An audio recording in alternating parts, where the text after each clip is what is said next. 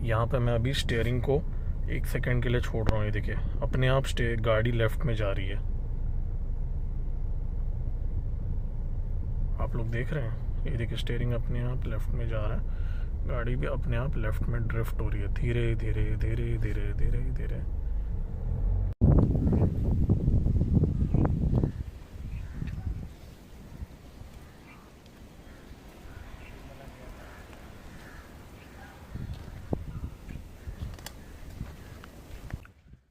तो दोस्तों मुझे हमेशा से ही पता था कि थर्ड सर्विसिंग इस गाड़ी का थोड़ा सा ज़्यादा एक्सपेंसिव होने वाला है, क्योंकि इसमें ऑयल चेंज करना पड़ता है। थर्ड सर्विसिंग में मेजर सर्विस होती है और 5 लीटर का ऑयल है, क्या ऑयल कैपेसिटी है इस गाड़ी का, तो वो फिल करना पड़ता है और बहुत बार ब्रेक पैड भी चेंज करना पड़ता है। ऑलमोस्ट 9 मंथ्स हो गए मुझे इस गाड़ी को लेके और 13,000 किलोमीटर्स के आसपास मैंने इस गाड़ी की थर्ड सर्विसिंग कराई है। इवन दो 15,000 किलोमीटर्स पे कंपनी रेकमेंड करता है, मैंने 13,000 किलोमीटर्स में इसलिए कराया है क्योंकि मैं एक रोड ट्रिप पे जा रहा हूँ और मैं नहीं चाहता हूँ कि रोड ट्रिप के बीच में इसकी सर्विसिंग ड्यू हो।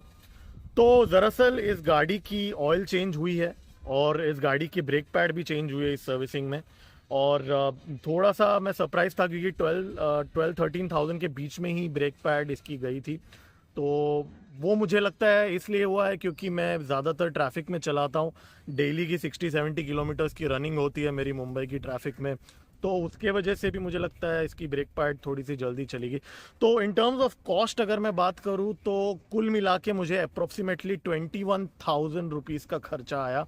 उसमें से 5,000 रुपीज़ जो है वो इसकी ऑयल में गया और 8,000 रुपीज़ का इसका ब्रेक पैड आया है और कुछ 3,000 रुपीज़ के आसपास इसका जो फ्यूल फिल्टर लगा, कुछ 600-700 रुपये का डीएफ फिल किया और कुछ मिसलिनियस छोटी मोटी चीज़ें इसमें रिप्लेस करना पड़ा। और तो और टैक्सेस कुछ 3-4 हज़ार के तो टैक्सेस लग गए और फ्यू थाउजेंड रुपीज़ इसके लेबर चार्जेस भी लग गए। तो कुल मिला के 21,000 रुपीज़ का खर्चा आया मेरा थर्ड सर्विसिंग में। मैंने इतना ही एक्सपेक्ट किया था और मुझे ऐसा लगता है कि पूरे 1 साल में आप इस गाड़ी के मेंटेनेंस पे अप्रॉक्सीमेटली 30,000 के आसपास खर्चा करने वाले हैं। तो ये इस गाड़ी का एनुअल मेंटेनेंस कॉस्ट हो सकता है मेरे हिसाब से, क्योंकि नेक्स्ट सर्विसिंग जो है वो 6 महीने बाद ड्यू है मेरी, तो वो तो माइनर होगा, उसमें सिर्फ ज़्यादातर चेकअप्स ही होगा। तो कुल मिला के 30,000 रुपीज़ के आसपास का आपका सालाना खर्चा आ सकता है इस गाड़ी को मेंटेन करने का। तो इसके अलावा मुझे आप लोगों के साथ एक और चीज़ शेयर करना था, जो इस गाड़ी के स्टीयरिंग व्हील के बारे में। तो देखिए जब आप इस गाड़ी को चलाते हैं ना, तो हल्का सा अगर आप स्टीयरिंग व्हील देखिए, वैसे तो हमें स्टीयरिंग व्हील कभी नहीं छोड़ना चाहिए, as per the law, as per the law हमें स्टीयरिंग व्हील को पकड़ के ही रखना चाहिए। इनफैक्ट आपकी ड्राइविंग टेस्ट फेल हो जाएगी अगर आप स्टीयरिंग को छोड़ते हैं तो। लेकिन अगर आप इस गाड़ी की स्टीयरिंग व्हील छोड़ते हैं तो ये गाड़ी हल्की सी लेफ्ट साइड में टिल्ट होना शुरू करती है।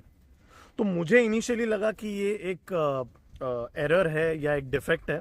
तो मैं टाटा के सर्विस सेंटर में गया और उनको मैंने गाड़ी दिखाया, और इनफैक्ट मैं ही नहीं, बहुत सारे ओनर्स ने भी ये चीज़ ऑब्जर्व किया, बहुत सारे ओनर्स ने ये चीज़ ऑब्जर्व नहीं भी किया। तो फिर मैंने उन सर्विस सेंटर वालों से बात किया, तो सर्विस सेंटर वालों ने गाड़ी को देखा और फिर उन्होंने मुझे एक बहुत ही सरप्राइजिंग चीज़ बताया कि अकॉर्डिंग टू देम, ओके, मैं जो उन्होंने मुझे कहा मैं आप लोग से वही शेयर कर रहा हूँ। अकॉर्डिंग टू देम वो कहते हैं कि इस गाड़ी की हाइड्रोलिक स्टीयरिंग है, राइट। तो हाइड्रोलिक स्टीयरिंग में रोड के कंडीशन के हिसाब से स्टीयरिंग एडजस्ट हो जाती है और गाड़ी उस हिसाब से डायरेक्शन लेने लगती है, राइट। तो ये इलेक्ट्रॉनिक नहीं है, राइट। तो उनके मुताबिक वो जो बोल रहे हैं अकॉर्डिंग टू देम कि ये नॉर्मल बिहेवियर है। उन्होंने जानबूझ के इस गाड़ी की ट्यूनिंग ऐसी की है कि इस गाड़ी का स्टीयरिंग थोड़ा सा लेफ्ट बायस है उसका। अगर आप गलती से इस गाड़ी की स्टीयरिंग व्हील छोड़ते हैं तो गाड़ी थोड़ा सा धीरे धीरे लेफ्ट में जाने लगता है। तो वो इसको एज अ सेफ्टी फीचर बता रहे हैं कि अगर आप हाईवे पे गाड़ी चलाते हैं और गलती से अगर आपकी आंख लग गई और स्टीयरिंग से आपका हाथ निकल गया तो गाड़ी लेफ्ट के तरफ ड्रिफ्ट होगी, और वो ये एक्सपेक्ट कर रहे हैं कि ड्राइवर उसके वजह से अचानक अवेकन हो जाएगा और गाड़ी को वापस कंट्रोल करने की कोशिश करेगा। तो ये वन ऑफ द रीज़न है जो उन्होंने मुझे कहा कि उन्होंने ये लेफ़्ट बायस रखा है स्टीयरिंग व्हील में।